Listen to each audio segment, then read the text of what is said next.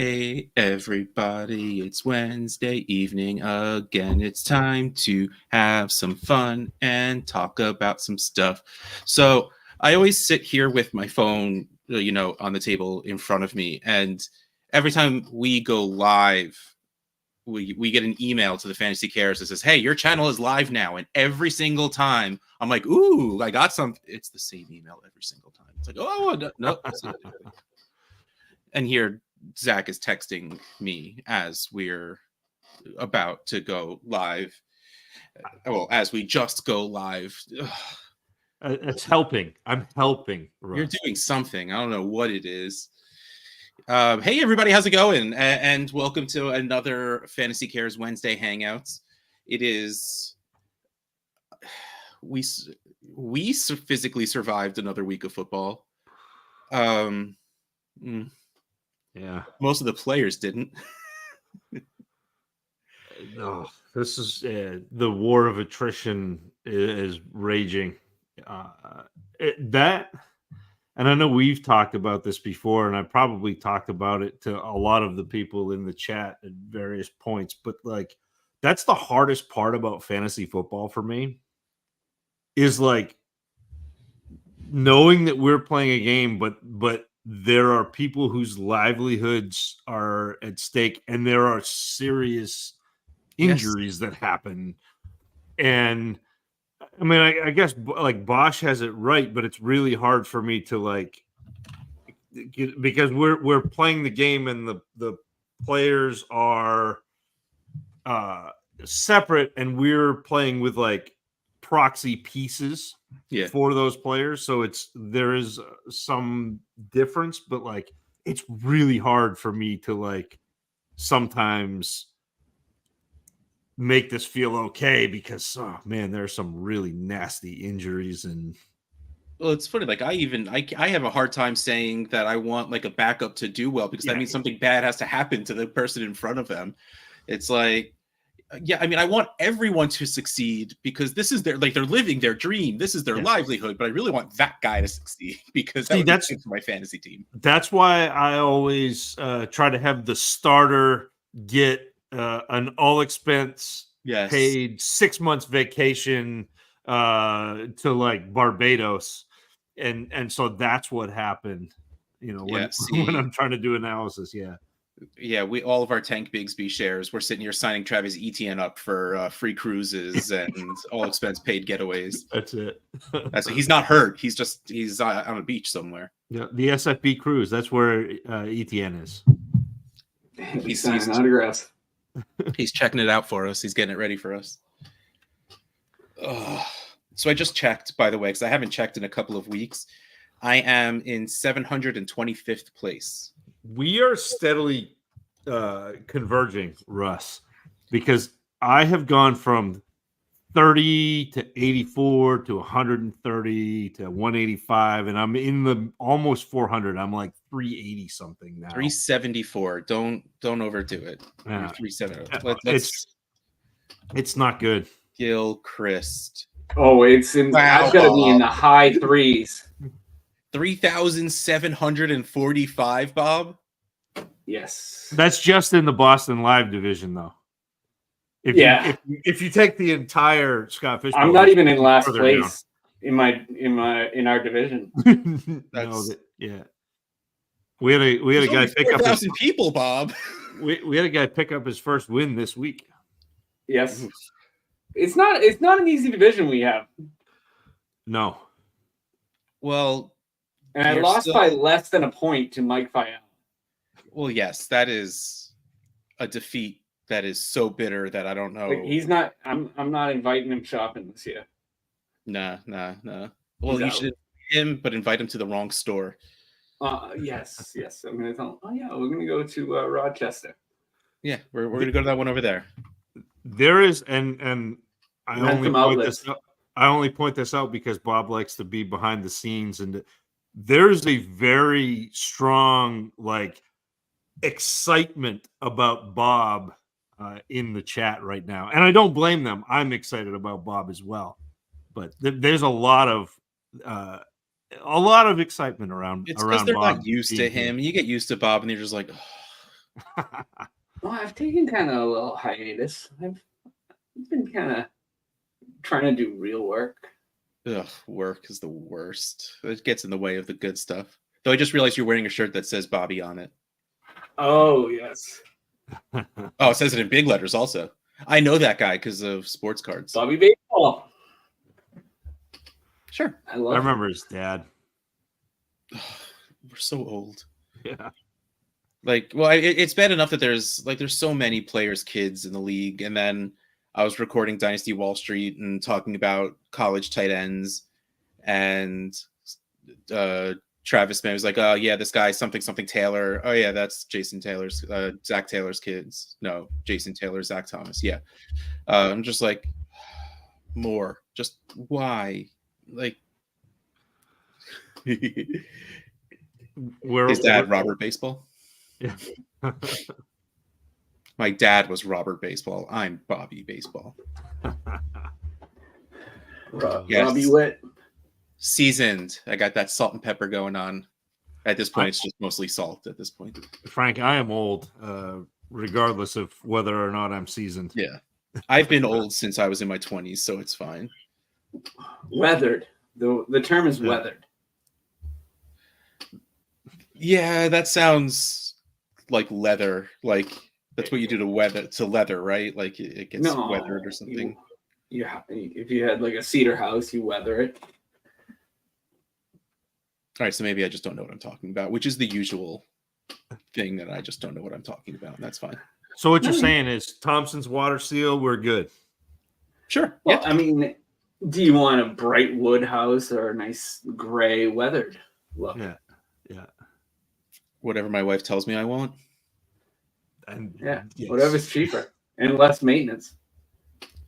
Okay, so let's shift towards fantasy football for a second, because I got two quasi New Englanders sitting here. Well, actual New Englanders, but is Drake May good? Yes. But he was good coming, like he was good coming out.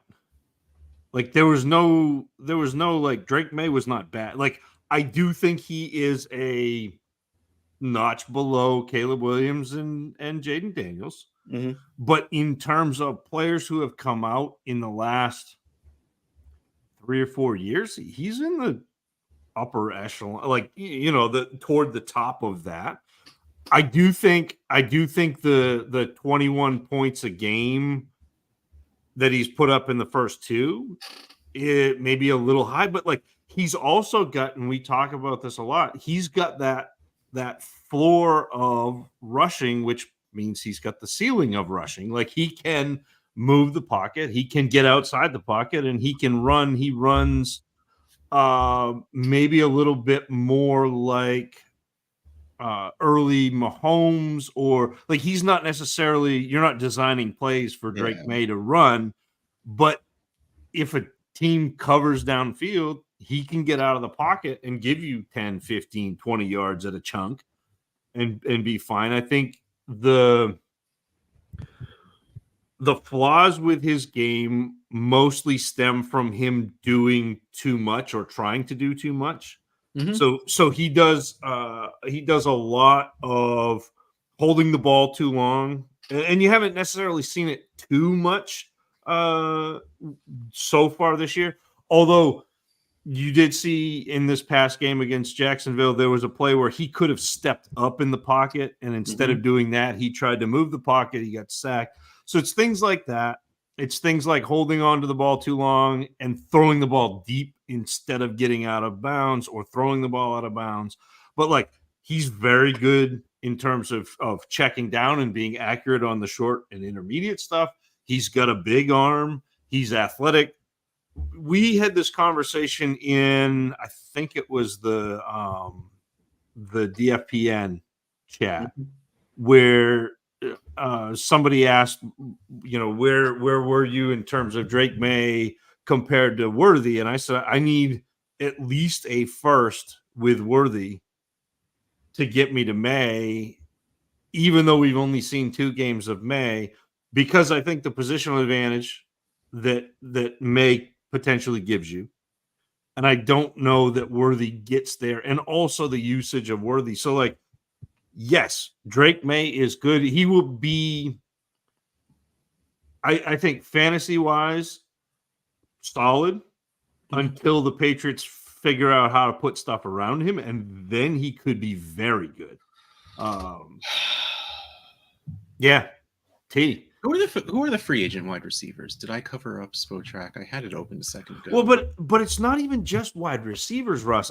I tweeted out, and I think Bob may have commented on it. So I'll see if I could find it. But there was I said the Patriots only are missing 5 offensive linemen, 3 wide receivers, a tight end, and a running back. Yeah. And their offense will be fantastic. And I think that's going to be the big issue. Although they do have a bunch of cap space, and they should have a top. They're 96% to have a top 10 pick right now. So there's a lot of free agent wide receivers. There are no free agent quarterbacks, but Steph Diggs, T. Higgins, Keenan Allen, Amari Cooper, Chris Godwin, Brandon Cooks, Deontay Johnson, DeAndre Hopkins, Mike Williams, Robert Woods. I guess we'll get a little lower here. Marquise Brown, Darius Slayton, Demarcus Robinson, Ashton Doolin. Ashton Doolin is Bigfoot. Elijah Moore. Yeah, I mean, they're going to need the higher end guy. But also, you've seen Keyshawn Booty flash a little bit, and like Pop was doing pretty well. Booty. Rocking everywhere. but yeah, so like I do think he is a good player, and I thought that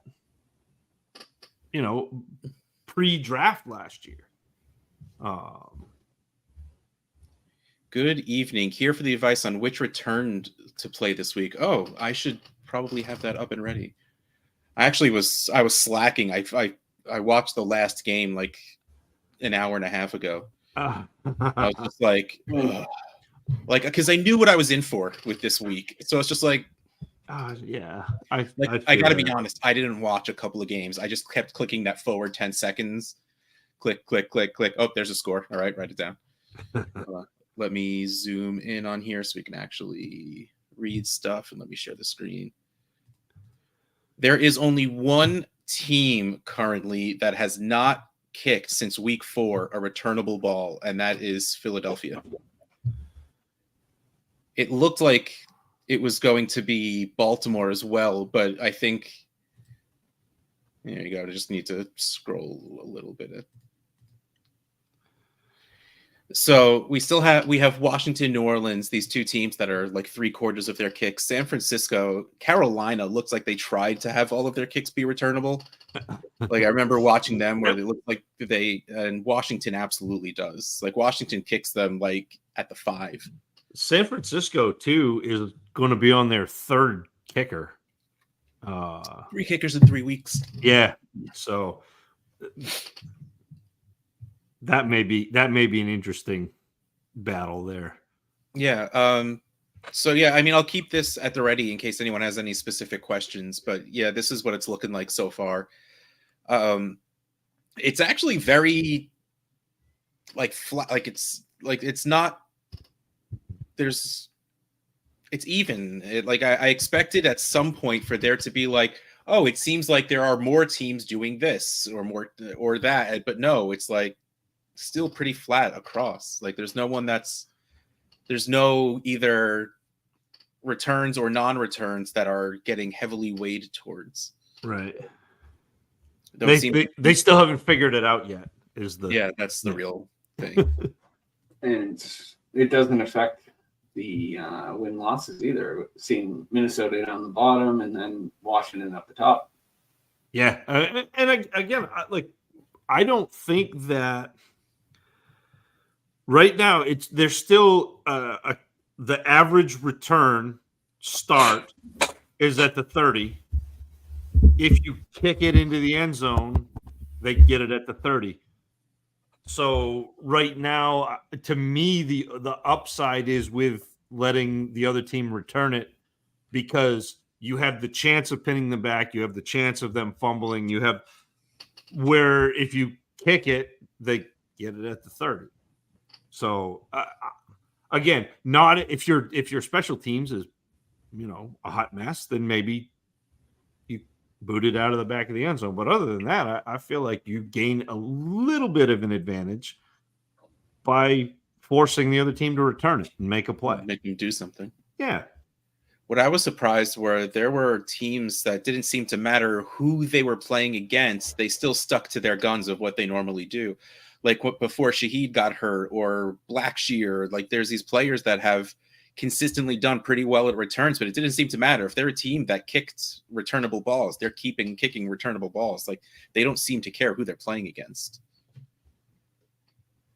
12 by 12 Superflex PPR, 0.25 points per carry, tight end premium. What side? Ayuk and a mid-late first, or London and Burton? Oh man, this is what is it with these? Okay, so I offered a trade that I knew wasn't going to get accepted, but I offered it to Rocky, my Trade Addicts co-host, because I love sending him offers I know he won't accept. I sent him Ayuk in a second for London, and I knew he was going to reject it, and he did, and he actually kind of laughed at me about it. So before we were recording Trade Addicts, talking with Jake Trowbridge, who at least was in the chat a few minutes ago, talking about a trade in his league that went down that was straight up Ayuk for London, which of course got lambasted in the chat. And then Ayuk in a second didn't get accepted. And then I record the DLF trade show today. Spoiler alert, because it comes out tomorrow. One of the trades was Ayuk a first and a second for London. And now here's Ayuk and a first for, like, I didn't realize these two players would be so connected in these past 2 days. But I would give up Ayuk and a first for London pretty easily. Yeah. Yes. If Ayuk were healthy, I'd probably still do it. Yes, but there are other players I would be targeting, so I would probably turn around and try to shop London or London's probably more desirable at this point. Yeah. And so then either the mid-late first or then both of them combined. So I agree with you. I would rather have the London side, but I'm not sure I want Drake London. Even now, I'm not sure that I'm buying in. I like him and Kirk Cousins together. Yeah, I mean that's I accept that as an answer. I don't think you're wrong. I think that you don't think I'm right. Okay. No, I think for me there are other players that I would prefer to have. Yeah, well, usually trading away the hurt player to replace the hurt player is not the right way to go. Maybe just see what you can do with that first by itself. If you can pull in, I mean, maybe not. It's funny. Before the season started, my late first was always Jaden Reed, but I think he's probably worth more than that at this point. So I'm not even really sure who to pull at right now. But there's plenty of things you could do with that late first that you might not need. You might be able to hold on to Ayuk for now if you wanted to. I feel like you can get Cup, I think, for a late first. Yeah, Cup, Cooper, I mean, Adams I probably wouldn't do at this point, but those older guys, Derrick Henry, if you just needed, well, maybe not in 0.25 points per carry, you probably need more than just a late first. I tried a first and a second. And I still check the Discord, Bob. Look at the league chat. I didn't know there was one. So in Trade Addicts 9, I'm 3-4 in 8th or 9th place, and I have Derrick Henry on my team, and everyone is sending me picks for Derrick Henry or seconds and players that are 6 years old but bad, and I'm like, I have the second most points in the league. I'm making the playoffs because we have our 6th seed go to the most points. I'm not trading Henry for picks. Yeah. And then this guy sends me a first and a second for Derrick Henry. Which, don't get me wrong, is a good offer, but that was more than generous. It was a good offer. And if I were selling, I probably would have taken it, but I'm not because I'm doing well. Bo Nick's better than I expected, especially in Denver. I kind of like what I see out of him. Again, you always want people to be like Drake May, like CJ Stroud, to do phenomenal and uplift the people around him with their own play. But not everyone is that. We never thought Bo Nix was great in the first place. So the fact that he's doing well in a bad on such a bad team like Denver is, I like it. I like what I see. And he's running a lot. And that's, like you said, it's great for the floor right now. But if they bring in a wide receiver or two, that could be a good ceiling. And I'm very glad someone up Bo Nix, because I was trying to figure out a great way to ask you what your thoughts on Troy Franklin were. I was not a Troy Franklin guy anyway coming out. Yeah. I think that he is one of those primarily deep threat guys, but I don't necessarily love the way he gets off the line of scrimmage. I don't love the way he runs routes, but he is reasonably consistent at the catch point and making deep plays. So he's the type of player who in a week may catch 3 balls for 75 and a touchdown, and that's great. But I don't necessarily see him as being a receiver that I target on dynasty teams. And Wilson Nix is better than I expected him to be too, but I didn't expect him to be very good at all. So he's been adequate. Like, he's been fine. Yeah, again, better than I thought, mostly because I didn't think he was going to be very good. But in watching these games again, I've started to like what I see out of Troy Franklin. I'm getting Devonta Smith vibes, not in necessarily the exact way they play the game, but I think if Denver goes and brings in an alpha wide receiver, I think Troy Franklin could be very good. Like, I don't think he should be the number 1 wide receiver on a team, but it looks like he plays that kind of game that would be very complimentary to a stud being on the other side. Yeah.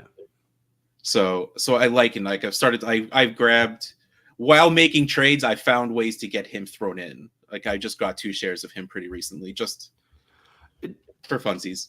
Definitely somebody whose value could increase, and then that's a win. Yeah. At least to me. I'm sure this is stuff when you were talking about Drake May, probably. But it's not even typical young quarterback issue, but like was an issue all the way through college and continues to be an issue. Like, again, this is not to denigrate Drake May. I think Drake May has been fantastic. But when I do go through and watch players, I'll see what they do well, but I also look for flaws. And I'll tell you what the flaws are. So it's not that I think Drake May is a bad player or that these are fatal flaws, that these are Achilles heels that end up being his undoing. But like, I was very nervous throwing him in behind a bad offensive line with a subpar wide receiving core. Yeah. Because of how much pressure he puts on himself and because he almost plays hero ball sometimes when things don't go right and when he, the team is struggling, he tries to take over a game, and football is a really hard game to do that since there are 11 guys trying to stop you from taking over a game. So, Zach, you and I were in the McCarthy isn't ready camp. The Stafford Darnold rumor is huge, right? And then followed up quickly by Stafford rumors have been pretty universally rubbished. Just one non-insider throwing spaghetti at the wall, I think. It doesn't make sense. First of all, Darnold isn't playing that poorly to go and spend capital to replace. And like, it doesn't seem to make sense for either teams right now. But, I mean, whether he's ready or not, he ain't playing. McCarthy's not playing now anyway, so. Yeah, and McCarthy is an interesting one because we haven't seen enough of him at the NFL level. And even in college, it was low pass volume, high run volume. So you weren't seeing a ton of what he can do or can't do.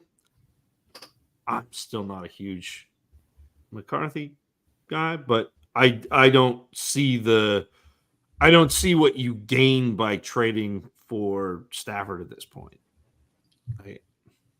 But Also, apparently teams are calling the Browns about Njoku. they should. They should. Yeah.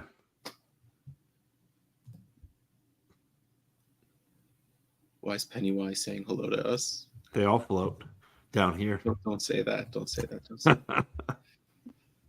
New England has been swinging and missing on wide receivers for years. That is absolutely true. Though, like, I think we're getting at the right age for them to bring in like Devontae Adams or Amari Cooper if we're sticking to their old playbook of bringing in those guys that are like 2 years past their prime. Though I guess those guys aren't past their prime just yet, but that's an interesting, because they didn't allocate high capital other than N'Keal Harry on wide receiver. Yeah, and they didn't hit on any of the players that they allocated any capital to. Like their best wide receiver hit out of the draft in the past 25 years was a quarterback that they drafted to play cornerback. that checks out. Yeah. So, but they're really good. Their advanced scouting has been really good, where they were able to pick Welker off of the Dolphins. They were able to go find Randy Moss. They've added. They found Randy Moss. That's. But I mean, it's no revision to think that it was a no-brainer to get him. He was doing really bad. Awful, yeah. It was attitude, though. Certainly, but there weren't other teams knocking at the door to go get Randy Moss. It was again being able to scout and understand that this is how you're going to get the attention of that player. Like none of the other NFL teams were doing that. So it's being able to evaluate and also have the infrastructure to accept a player like that. I don't think that this current team is that, especially after the Jalen Polk piece tweet. Like, this is a different team. This is a players coach in Mayo, and it's just got a totally different vibe. Oh, well, I understand that the collective you of Patriots fans probably wanted like a further step away from Belichick than you really got. Yes. Because you pretty much got a Belichickian guy, but at least he's not Belichick by any means. Yeah, you got the beta release. You didn't get they stayed in house. You got all of the bad things. You got less discipline. You got less attention to detail. But you didn't I don't know. Yes, he is a Belichick coaching disciple. He comes off the tree. It frustrated me. To me, if you're going to, it's the same thing about going away from Brady. So if you have and other sports were like Jordan, if you're going away from that player, you have to do the complete opposite. Otherwise, you're just a shadow, an echo of that player, and that's not what they did. But you got me all fired up, because that's one of the things that I was really frustrated about this. They let Zach Robinson get away. There were a whole bunch of things where I was just like, oh man, this could be good. And you old wounds now, where during the Lamar Jackson draft, they had the ability to take Lamar Jackson. Yes. And they took Sony Michel. Yeah. That draft. I was very, very disappointed. Anyway, sorry, I digress. At least they didn't draft Rashad Penny. Um, I got one on the screen right now. no, you wait your turn. Oh, sorry. I completely. But so the thing I can think of is they're using Mayo as a bridge. Bring together a team that is more united around football as opposed to being united around Belichick or championships and stuff like that. Like kind of like what the Commanders did with Rivera. Like they brought in a coach that they knew the players were going to like. He needed to also write the culture there because of being Washington, but like, and then he ran his course and it was time to get someone who could win them games. Like, do you really like with the talent on your team, do you want to sour a young head coach that you think will take you into the future? Like most teams aren't the Steelers where they only want one guy for 20 something years. Well, but isn't that the goal? Like, isn't that the goal is to have continuity and like the really successful teams have done Yeah, that. but it's like the idea of not drafting your quarterback until you have a good offensive line. Yes. Don't get the head coach you want for the future until you have a team that isn't awful. Yeah, but I also think that you can do that and have a vision, and if you understand where you are, and again, this takes ownership having a little bit more forethought than typical ownership, but like when you hire a head coach and your team is bad, you have to give him 3-4 years to like implement. And the same thing with the GM. Like Cleveland set themselves so far back when they had Sashi Brown, who amassed this war chest of picks. Yeah. And then they were like, yeah, no, go away because the team's bad. The team was intentionally bad. Yes. Like, so, it's funny to me because there's this idea that it's a business and you're going to lose money if you don't win, which is complete malarkey because it's revenue sharing. So like you're going to make your money regardless as the owner. And it just looks bad if you don't have fans in the stands, but you're still making your TV money. You're still making you're not out money, but like if you can, I mean, it's the same as a lot of different aspects of life. If you can withstand people looking at you thinking that you're doing something wrong while you have a plan and you know where your end game is, I think you can end up actually being really successful. Yeah. But it's hard. Yes. It really, you're right. It's do you have an ownership that cares about the team as opposed to caring about the bottom line? Right. Jaquan Jackson been returning for the Titans and Mason increased wide receiver role with Hopkins gone, Ridley banged up. They're playing. Oh, he even goes to say it. I went to look up Detroit this week, so not a smash matchup. The games I've plotted out, Detroit 33.33%.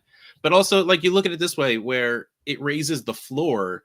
He gets 2 returns for 40 yards, and you all of a sudden are going to get double digits as long as he gets 2 catches. Right. Like that's really like the real goal. Like I think it's not often enough you're going to get lucky to start Charlie Jones on the week he brings the first kickoff of the game back for a touchdown. Like that's probably not going to happen too often. But when you have those Chase Browns where they return as well as have a place in the offense, where it would really help. So if Jaquan Jackson does get a piece of that offense, he's a brilliant start because if you get lucky and he gets a good return, you're going to be in the 40s of points. But even if he doesn't, you're still probably getting 20 points.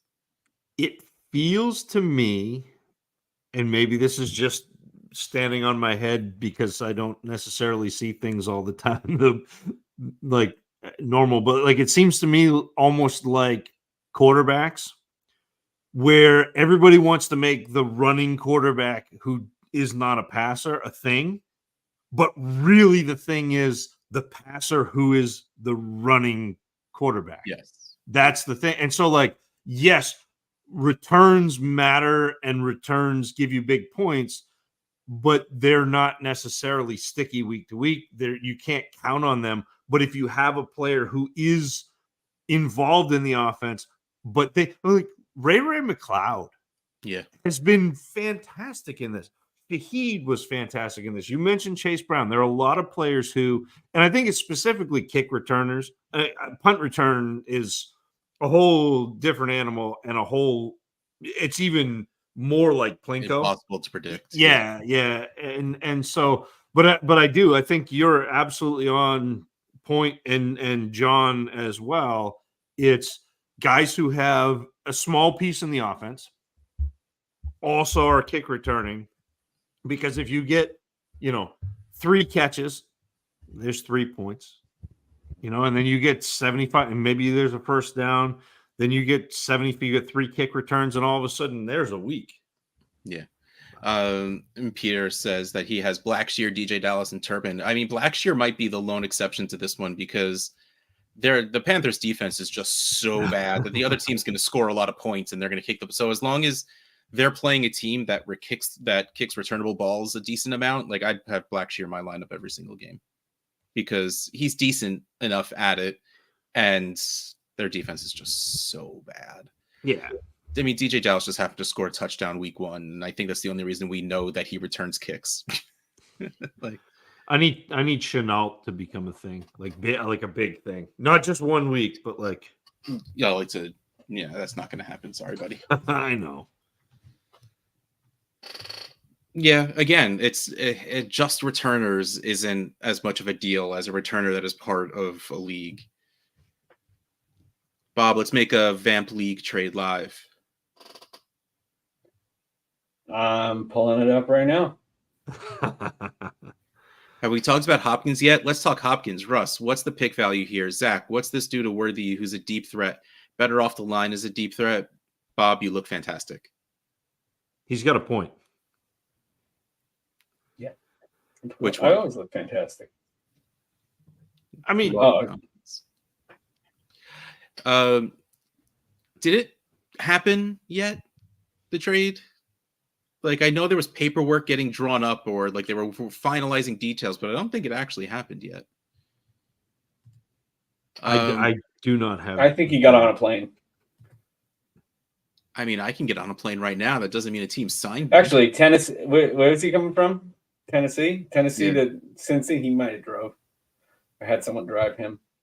I was about to say that dude's still getting on a jet, man. Like that's Helicopter. Scroll. I mean, Are you excited? I guess Are you excited about Hopkins in Kansas City? Either of you? Define excited. I mean, I think he's a fairly obvious like possession target. That's nice. I think it's a lot better to be tied to Patrick Mahomes than it is to be tied to Will Levis. Mason Rudolph. Sure.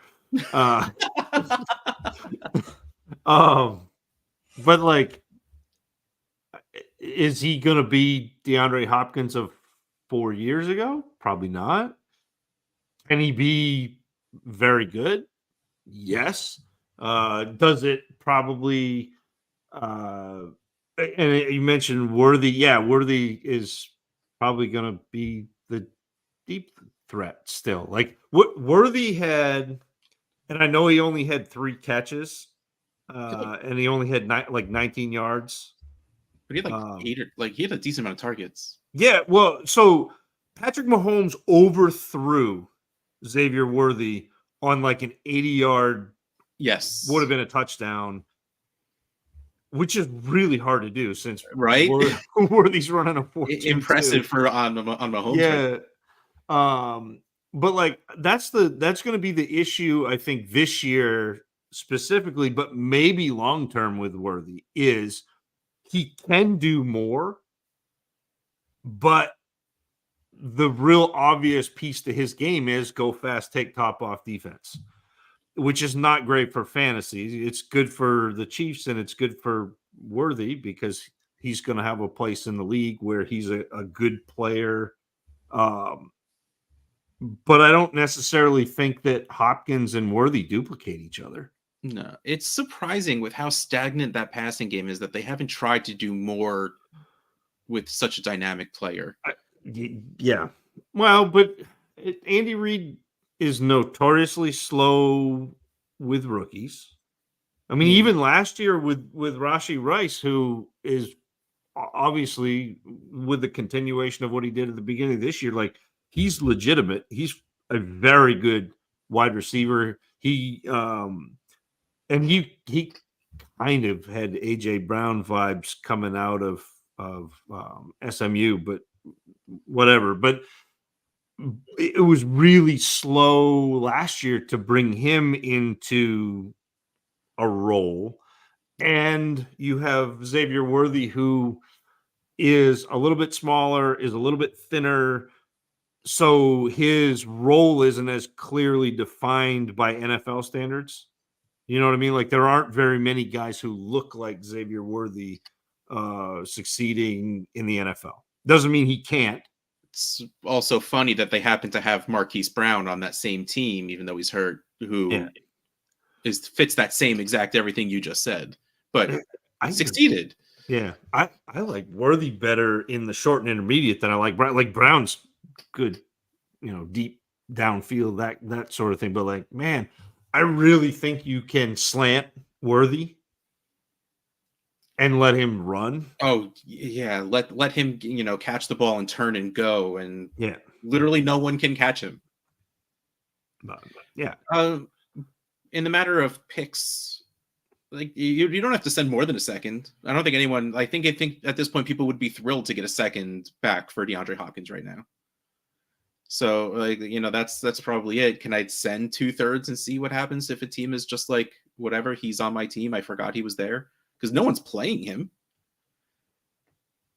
Bankroll, yeah. Well, yeah, auctions where you can actually pile on top and stuff like that. Yeah, I mean, we said it first thing this morning. I might have actually said it to John that I would not be opposed to sending my late second for him. Yeah, it's an easy bet, especially with most draft classes aren't deep enough that you're thrilled with the players you get at the end of the second. This class is definitely not one of those players you're going to know the names of the players you're getting at the end of the second, it seems like. So I would very easily, as a competing team, just on a whim, send a second to go get DeAndre Hopkins on my team. Yeah, I think that's fair. Hey, Charlie.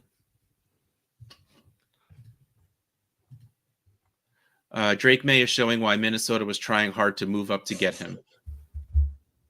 Yeah. And he just added Franklin and SFB. Yeah, Ryan. Maybe I should choose that. I wonder if he's available. Wait, what day is today? You're after. You can add. It's Wednesday. Yeah, you can first come, first serve add. Yeah, there's no way he's on our waiver. He was probably drafted. Oh, someone else picked him up this week. Troy Franklin. Oh, I can get Chris Godwin. He actually dropped Chris Godwin to pick up Troy Franklin. That's pretty funny. Do you think Anthony Richardson, healthy, ever gets benched for Flacco straight up this season? No, but he should. Yes. I'm sorry. I don't know how you put Anthony Richardson back in that lineup. I know that, of course, the game before Richardson got healthy, Flacco was a little iffy, but like that passing offense is good with Joe Flacco. Anthony Richardson isn't good. No. Yeah. And we've been talking about this for 2 years now.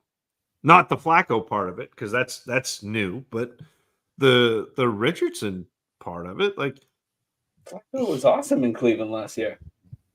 Yeah, he was. But no, again, this is the runner who struggles to throw as opposed to the quarterback who can throw, who can run. Like that to me. And I play those, Wilson, in Dynasty. I play those quarterbacks like running backs because you've got 2 years of the coaching staff and the GM trying to make it happen before it ain't happening. And then you're backing up Russell Wilson. Yeah, it's one of those things where at this point for Anthony Richardson, you're hoping for the Josh Allen miracle, where it's, tough to remember that Josh Allen was really bad at passing when he came into the league. Like, I think his rookie year, he was at like 58% completion and then went to like 62, 63, 84. Like he just, every year he went up and then he skyrocketed. Yeah. Like, you need that out of Anthony Richardson because it's really bad. And like, I don't know how. I don't know help how to stay healthy too. Well, that also, he's not doing that. That absolutely is. But like, I feel like they had to know the risk they were taking with him. It blows my mind that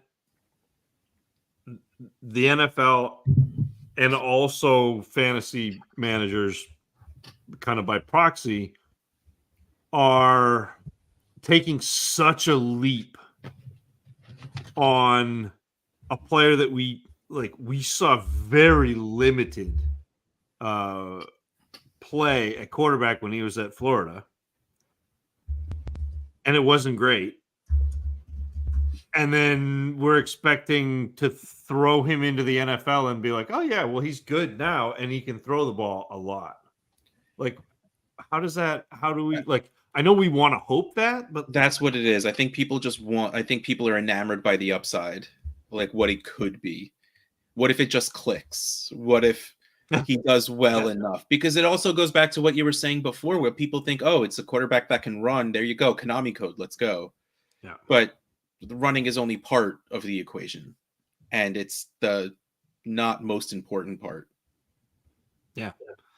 I mean, it's the part that scores points for fantasy, like big points for fantasy, but not necessarily NFL. And that, like, I think that's one of the real difficult things is these two games are tied together, but they are not the same. They are not the same. Yeah. And so, Anthony Richardson could have 100 yards rushing and 2 touchdowns and throw for 60 yards. And that's a great fantasy line, but they may end up losing 35-17, and he put up 30 points for fantasy. And that's not getting it done. Yeah, that's one of my favorite things about talking to people who play college fantasy football, because there could be a senior who in your fantasy championships scores you 60 points, but in 2 weeks he's going to be an accountant somewhere. Like, he's not even, no dreams or aspirations of actually making it to the NFL, but he just does so well in college that it doesn't matter though. Like, because it's just the division or whatever that he's in. Like, the two have absolutely no real correlation between each other, where just because you're good in one, you're good at the other. And we have plenty of people good at football, just not good for fantasy. Right. Yep. Did Bo Nix kill off Sutton? I mean, is he on your SFB team, Bob? I pointed the arrow to it when I sent you the picture. I lost by 0.75 points. Oh, that's right. You did. You put like a WTF next to Cortland Sutton. Yes. And I left Noah Gray on the bench, who outscored his Travis Kelce. Which we all saw coming. So that's on you. It's hard to watch the Chiefs because Noah Gray and Travis Kelce look so similar, even down to the mustache. Like, just And so like you like they'll make a play and I just see like the 8 rolling and I'm like, Yeah. all right, what happened? Yeah, like I hate when multiple tight ends are on the field at the same time because it's usually like 86, 88.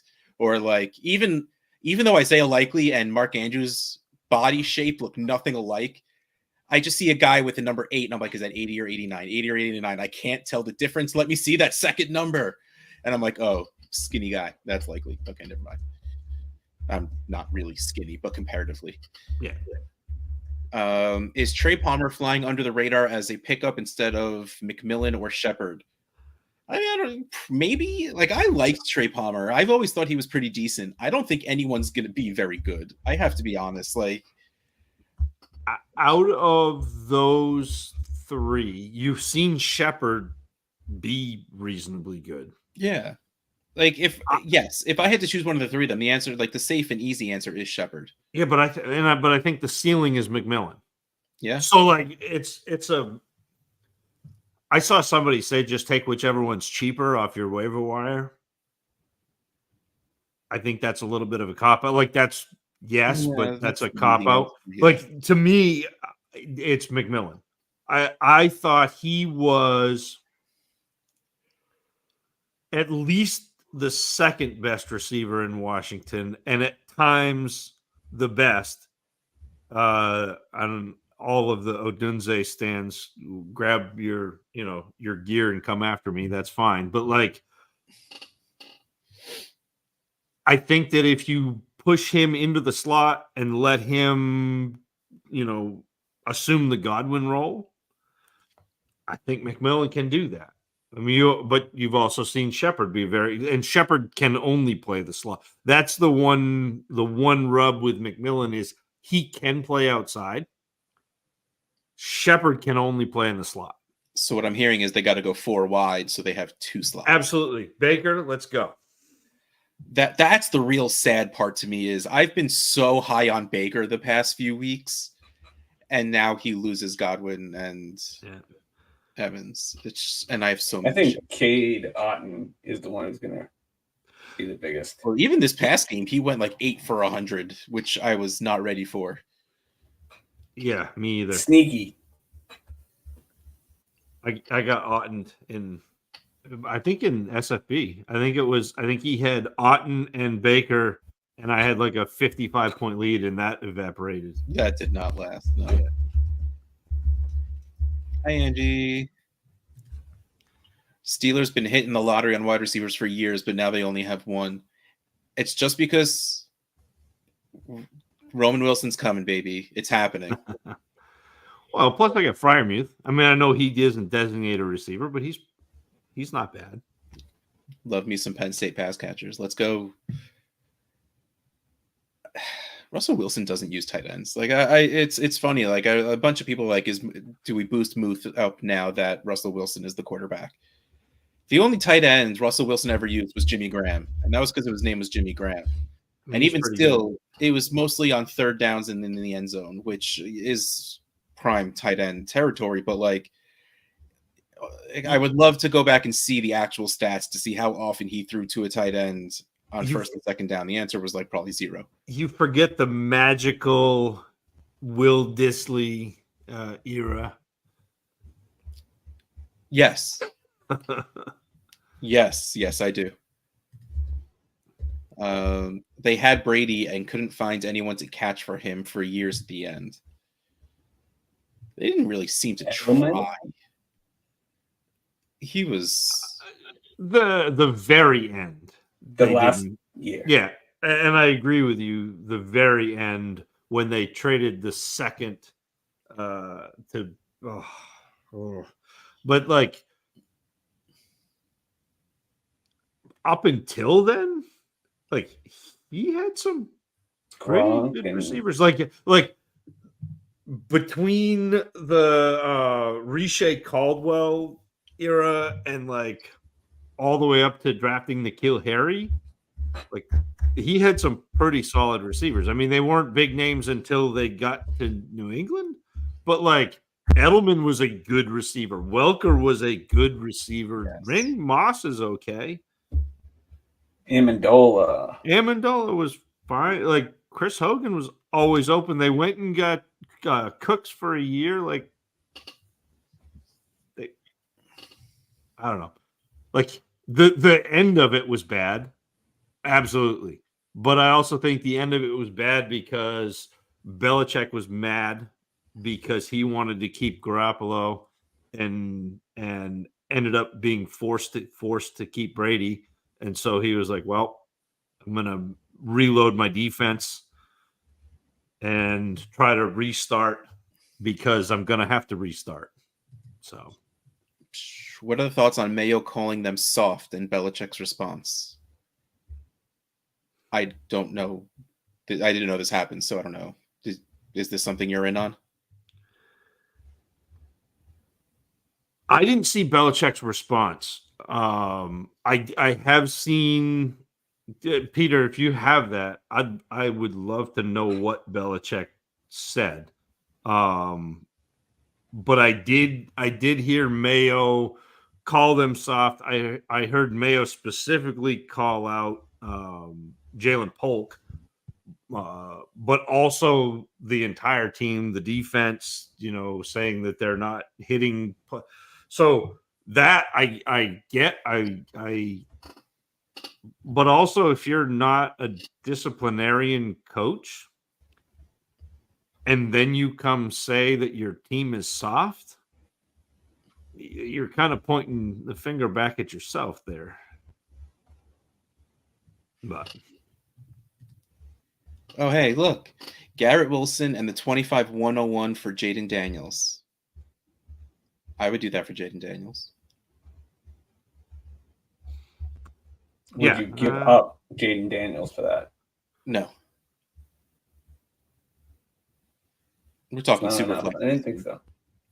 I mean, I do have Bo Nix and Caleb Williams and JJ McCarthy. And, so get rid of those guys. You can't get rid of them. Everyone keeps going after Jaden. That's the problem. Yeah. That's the hard part about having a good player and a bunch of meh players. Everyone only wants the good player. But no, not at all am I doing this. The 25-101 isn't going to be great. No, the quarterback class coming out, from what I hear, I still haven't watched. I start very soon. We're at October 23rd, so we're coming up on starting to watch film. But it doesn't sound like you've got anything in the tier of Jaden Daniels. And as much as I like Garrett Wilson, you still got a top 5 quarterback that that you're giving up there. Travis May seems to be high on the Miami quarterback Cam Ward. Yep. Not quite to Jaden Daniels levels, but still. I saw him. He took Ward at 2 in a mock on Twitter that I had seen. JC Troller, Sashi got canned because of a Dorsey Hugh Jackson power grab, and yes, it was dumb. Oh man, remember Hugh Jackson? That was a thing. Nah, it shouldn't have been a thing. It should not have been, not for nearly as long as it was either. Oh, so Jaquan Jackson is at best the wide receiver 4 in that garbage Tennessee passes offense. Like that, I mean, but it doesn't matter. Like 2 catches and 2 catches in those returns. Yeah. Oh, and Blackshear got hurt. This is why I skipped. I didn't watch the games. I couldn't do it because this is ridiculous. This needs to stop. And they are still finalizing the deal. Yes, good for. I mean, the thing is, Ridley hasn't gotten under 6 targets since like week 2, but he still always only ends up with 2 catches. Like maybe. So if he's only catching like a quarter of the passes, good. Give him 12 targets so he'll get 4 catches. Like, give him some. It's so bad there. I was really hopeful that Levis would be okay. I was hoping for okay. This is one of my hopes that Hopkins opens things up for Kelsey because Kelsey is not. He's not Kelsey anymore, where it doesn't matter if he's getting triple teamed. So maybe he can survive on like 1.5 guys. Didn't Rashi Rice open things up for Kelsey though? And then, but he didn't do anything. Didn't seem like he wanted to do anything. Like I think Travis Kelsey probably should have retired. Like it seems like he's yeah. Other than Rice, KC is swinging and missing on wide receivers like New England. See, that's not necessarily true. A lot of Kansas City wide receivers do okay in other places. I don't think they use players that they. Yeah, I think Worthy is. I think Worthy's good. I do think that like the way they're using him isn't great for fantasy. I thought Rice was good. I mean Tyreek Hill was pretty good. That wasn't that long ago. That was still this same regime. Yeah, the Mecole Hardman thing was really dumb. Yes, Absolutely, like cosign. but also he's the past like 2 weeks he's been doing pretty okay. Yeah. I was offered to give up Bigsby and Tracy on my bench, and I'd get Waddle. Yes, Smash accepts that. Absolutely. Tua's coming back this week. Yeah. And not wearing the Guardian cap. This man is insane. Like full bubble. Yeah. Like Tua, I want you to live. Please. Like I can't like. But yeah, absolutely. I know Waddle hasn't been good, but that whole team hasn't been good. But absolutely, you give up Bigsby, who Doug Peterson came out and said that Travis Etienne's not going to lose his job due to injury. So Etienne will get a chance when he comes back. And Tracy is whatever. He's fine. He's never going to be a thing. So I would definitely do that for Waddle. Yeah, currently a thing, but when the Giants decide to try, yeah, he's not a thing. So who's the guy to own in Denver, Vele or Franklin? I say it's Franklin. I like Franklin. I shrug. To be determined. Yeah. Well, forget them. I say Franklin. Yeah. There aren't as many designed runs as you think there were, as you think there should be. Like, I think it was only like in the first 2-3 games, there was only 5 or 6 total. Like, he needs to be playing like Bo Nix is playing right now. And he would be better for his NFL team and better for fantasy. But when you can not do good, I guess you got to do that in Indianapolis. Richardson is the same as he was in college. Looks like he could beat anyone too quickly, looking like he can beat no one. Yeah. Again, not consistent, not a great passer, which are difficult things when you're a quarterback.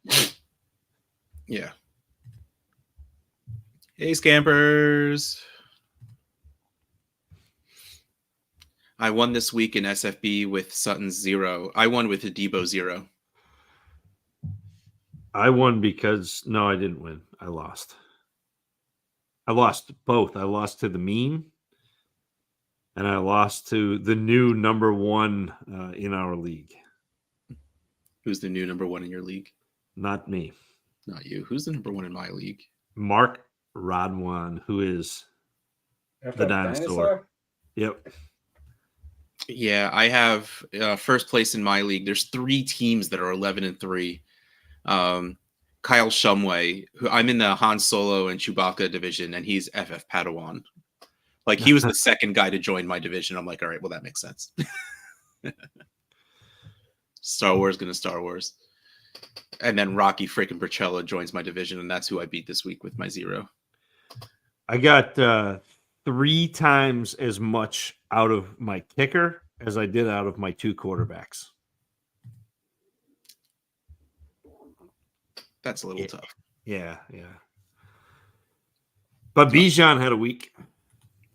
Yeah, he scored twice, I think. Yeah.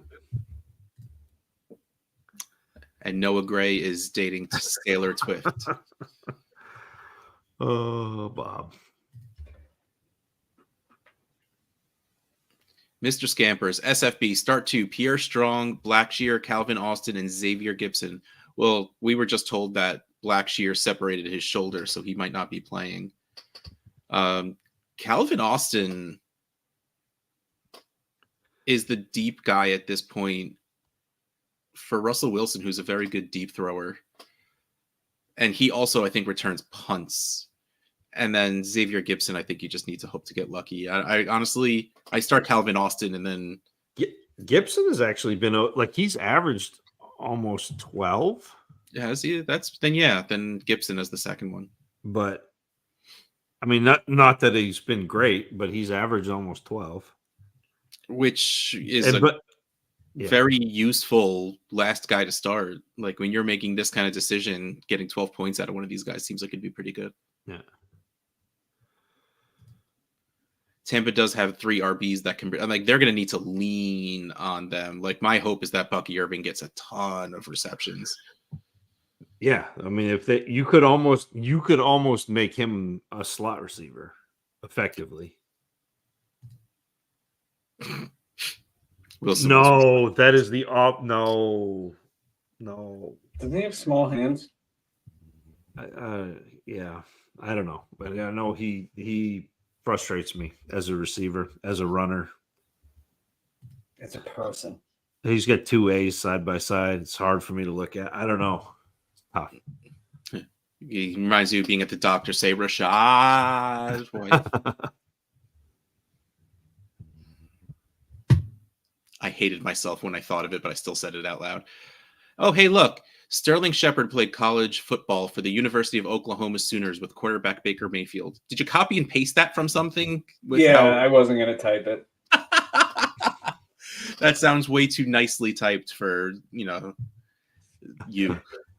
I really like the Google Gemini. Is that what it's called? Gemini? Yes. It's really helpful. Having the GOAT TE counts for something too. I wonder which team he was talking about. The Patriots, Hunter Henry. Gronk. Oh, I was going to, wow. Don't get me wrong. I fantasy care show. I can't say the other tight end. Belichick refuted the Salk comment, pointed to them being a great run defense in 23, same players. Said he feels for the players after those comments from Mayo. And then Belichick to Mayo soft comment, New England defense was first against yards per carry. He has the same guys as 20 against yards per carry. Yeah. Yeah. Have you guys seen, and probably Bob would be more likely to have seen it, but there was a documentary that came out a little while ago that, and I'll come up with it. The roast of Tom Brady. No.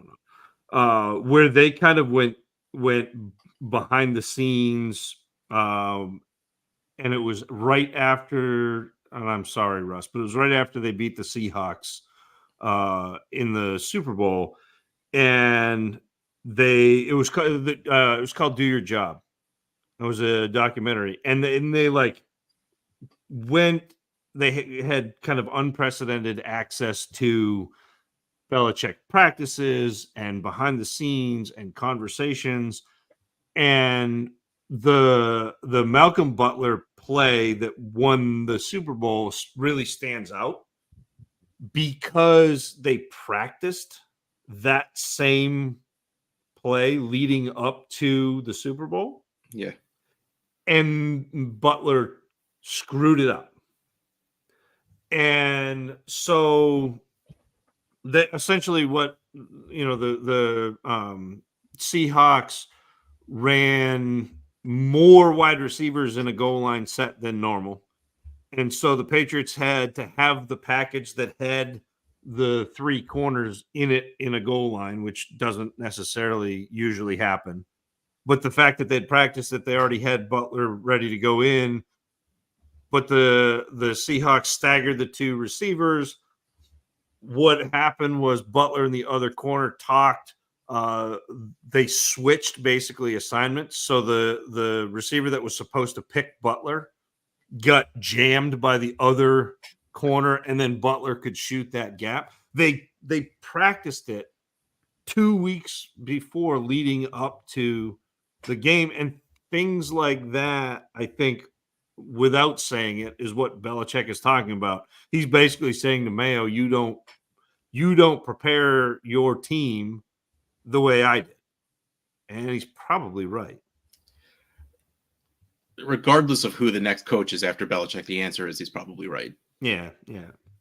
And it doesn't help that Ernie Adams isn't there. Like, there's a lot that moved. So it's impossible. Like, that culture was so specific to Belichick that it would almost be impossible to keep it going with someone else, regardless of if they tried or not.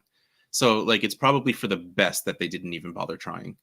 But you can't expect similar results. What? No, but you can. If he had tried to start it now. Yeah. But I think that's the whole. To me, the point that I was trying to make at the beginning is, like,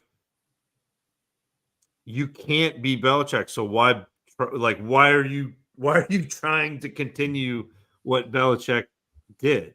Because it's probably just a weird feeling of being in New England and you don't have a choice but to try. And hopefully, I like Mayo enough that I hope he figures it out, that he doesn't need to try and be that. He could just be himself and just do what he needs to do. Yeah. If Franklin is available in SFB, pick him up and drop a dead Sutton. I would probably do that.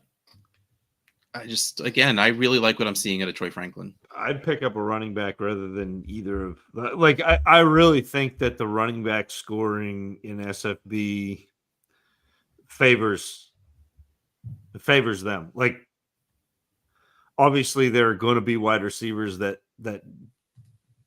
produce, but man, I'd rather pick up a running back and hope that the starter ends up in Guam on vacation. Exactly. Well, I just picked up Roschon Johnson got dropped this week, and I was like, man, if DeAndre Swift happens to win the lottery, maybe he takes an Alaskan cruise. The salmon are running this time of year. It's beautiful.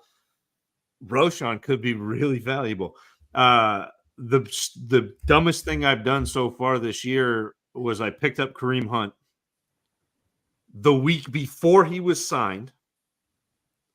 He went to the practice squad for 2 weeks, and I was like, well, he's not going to be a thing because they haven't brought him up yet.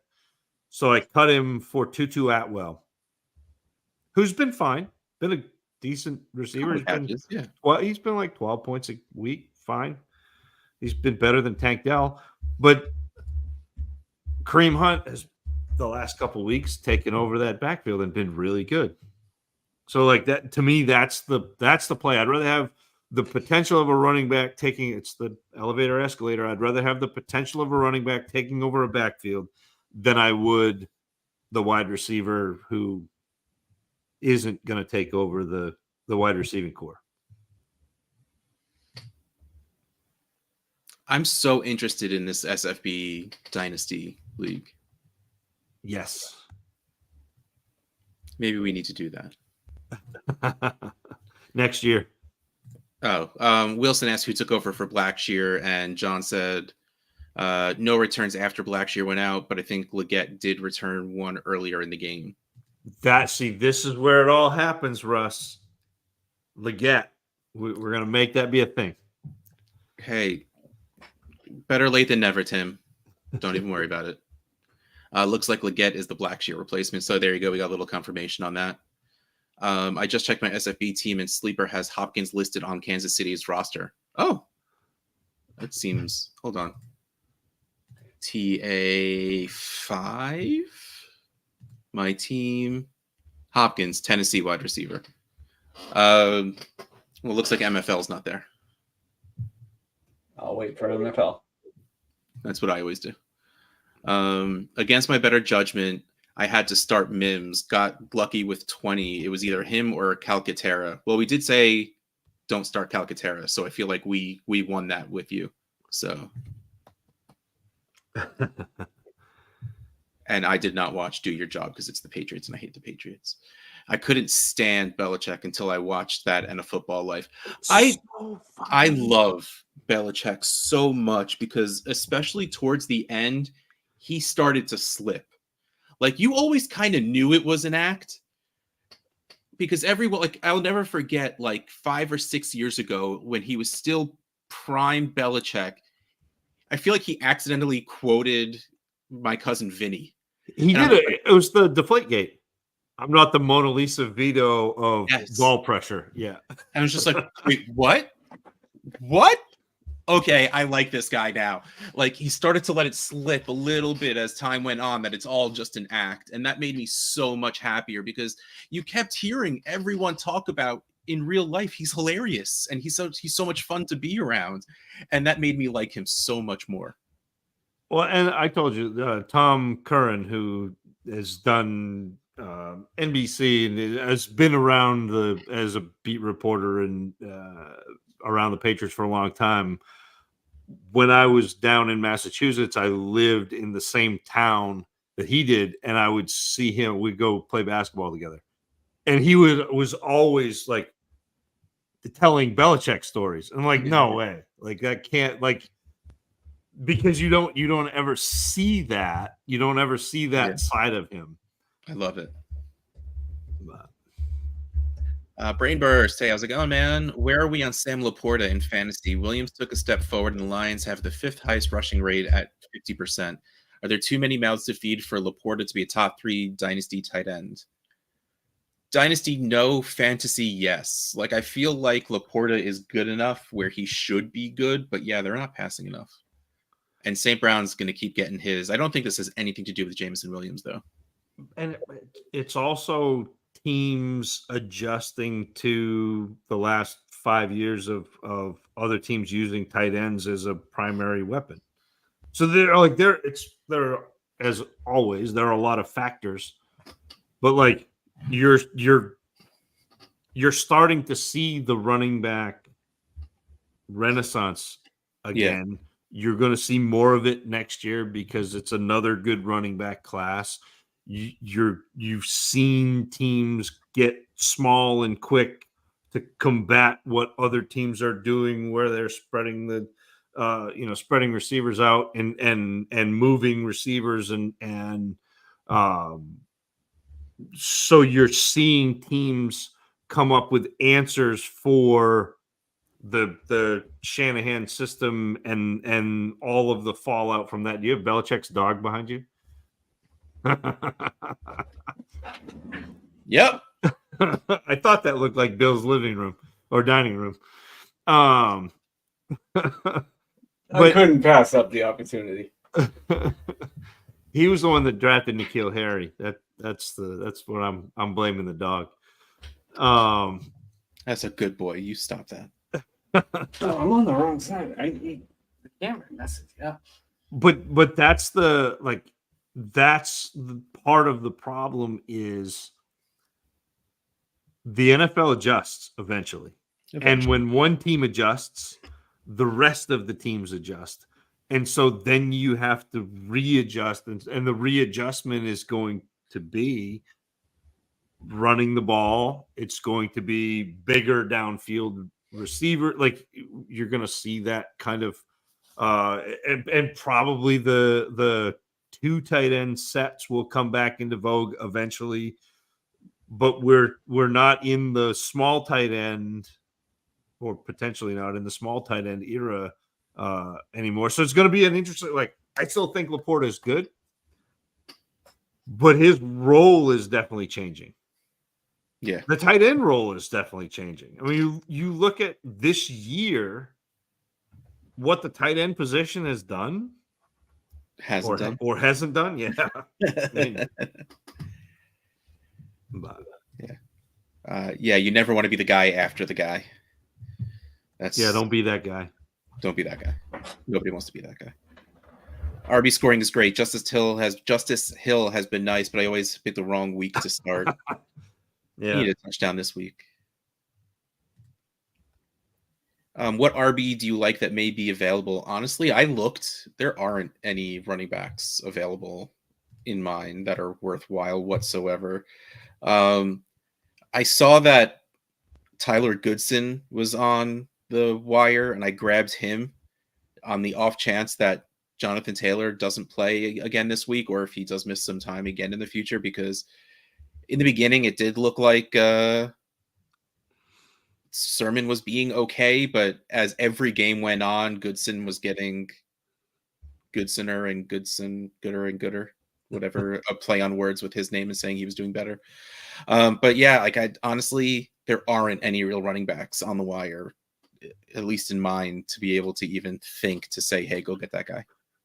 Well, and that's like, Peter, what I would do is go to your waiver wire, sort by running backs, and I do this probably twice a week where I'll go sort by a position and I'll go look down through to see if there's anybody there that is potentially, and you kind of have to squint. You have to use your imagination, because they're not going to be a starting running back right now, because if they were a starting running back, they would be on a, but like maybe Corum is available. Maybe, like go down, like just go down through and look, and it's probably going to be somebody who's not playing very much. It's probably going to be somebody playing behind a running back who has been very good. Again, like I lucked into Roshan Johnson this week. A few weeks ago, it was Kareem Hunt, and then in my infinite wisdom, I released him. But like that's what you should be doing, is going through and taking a peek, and it's going to be different league to league. That's the one thing about the Scott Fishbowl that I don't think people fully grasp, is how much difference there is league to league to league to league to league. And I always kind of chuckle when I'm in whatever position chat. So like this year I was 107. So I'm in the 107 chat and people are like throwing their mock drafts.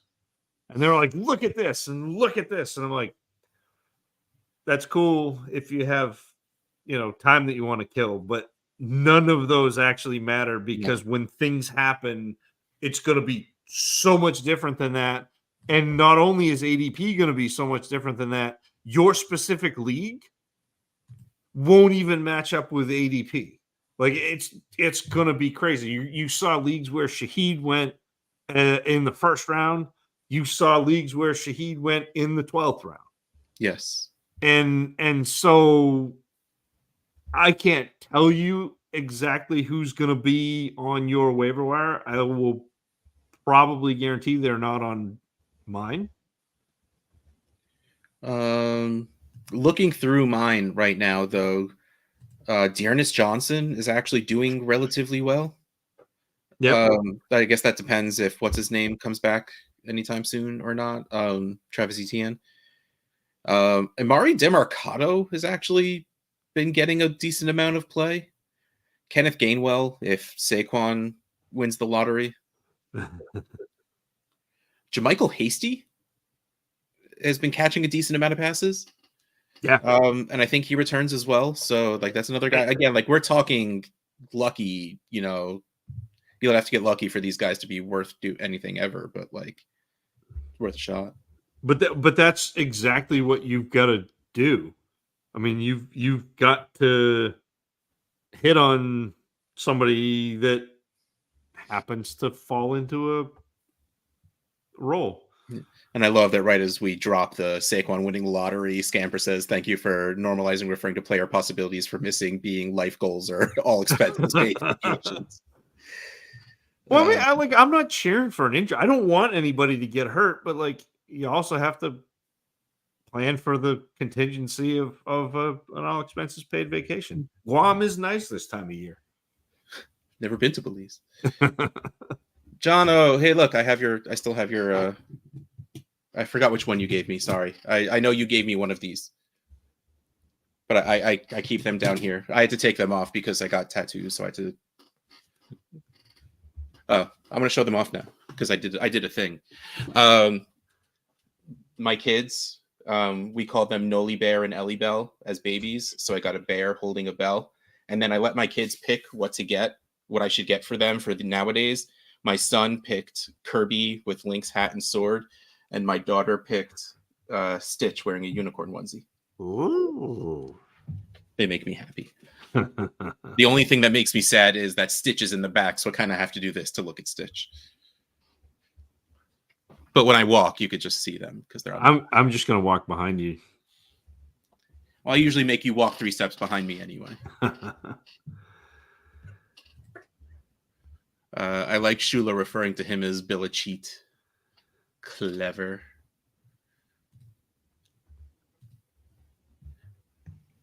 Nikhil Harry, it makes it.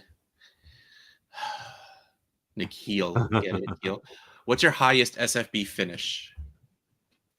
14. Yeah? Yeah. Was it like SFB 15? It was 7. Well, my Or joke 8? being like there was only 15 teams at the time. Yeah, no, it was 7 or 8. 7. Yeah. So I don't know if I still am, but as of 2 years ago, when Kent Wyrock ran the numbers and wins over expected and all the metrics that he did with the Scott Fish Bowl, I was like 3rd all time, which is wild. But last year was my highest at 168. nice. That's Bob, solid. is this 3,754 your best finish so far? Second best. The second best. I have no clue. I'm a 500 hitter. That's always my goal. My goal is to just finish top half. I don't care where in the top half, as long as I finish top half. 2 years ago, my overall record in all of SFB is 500. I am. Yes, I think. What was the? I'm Jeff Fisher of SFB. Yep. There's a name. You got to get the mustache and the mullet going. Oh, yes. Working on it. Could you even if you tried? Could you grow facial hair? I've never seen it. This I mean, is he's got some coming 5 in. days.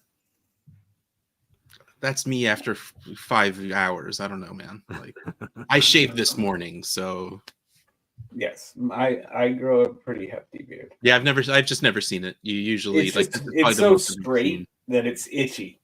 So See, I have curly facial hair. Like I wish I had straight facial hair because now I get it does. My facial hair does the same thing my hair does. My hair doesn't grow long; it grows out. It afros. I'm jealous. Yeah, well, My hair doesn't grow. I mean, some of it would in a few places. She's like here. Yeah. Jaleel is far and away the best available in mine. I mean, he's not bad. And again, if something happens to if Javante goes and back for his degree that his mother's always been giving him, trouble about, that, you should go and finish your degree, and he goes back to college, there goes Jaleel McLaughlin. Mhm. Tight ends are contributing to the running production. It's the circle. Yeah. It's the circle of football. Did anybody see? This is a little bit off topic, but Josh Norris, and it's not tight ends contributing to the running, but Josh Norris does a podcast or a live stream with Colt McCoy, or did one with Colt McCoy, and it was breaking down a play where the Lions picked up the 7-man front that the Vikings were running. Mm-hmm. And what they did was they put a receiver in motion and blocked the weak side end with a running back and a receiver, and then shifted their entire offensive line to the left to block everything else. And it was brilliant. But like watching them break it down, sorry, I don't mean to but this sort of thing jazzes me up.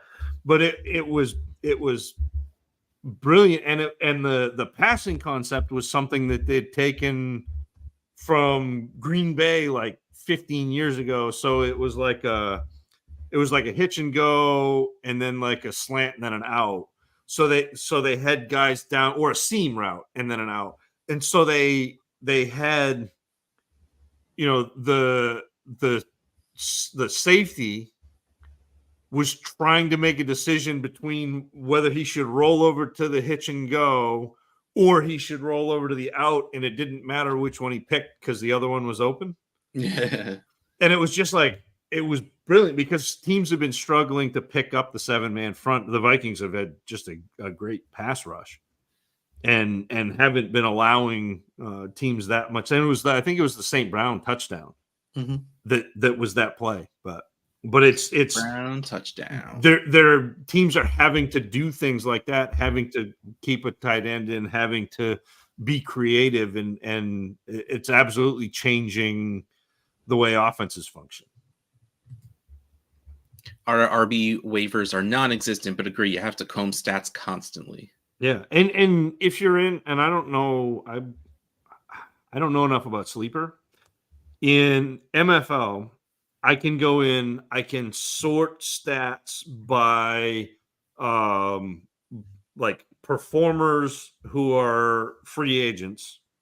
Yes. And then like kind of trends by like week. So like the last 3 weeks. So you can do that, but that's not going to help you pick the running back because chances are the running back hasn't done anything until they're in. Trey Benson is actually on the waivers in mine. He hasn't done anything good yet this year, but he's who knows? Prime handcuff, yeah. It could happen.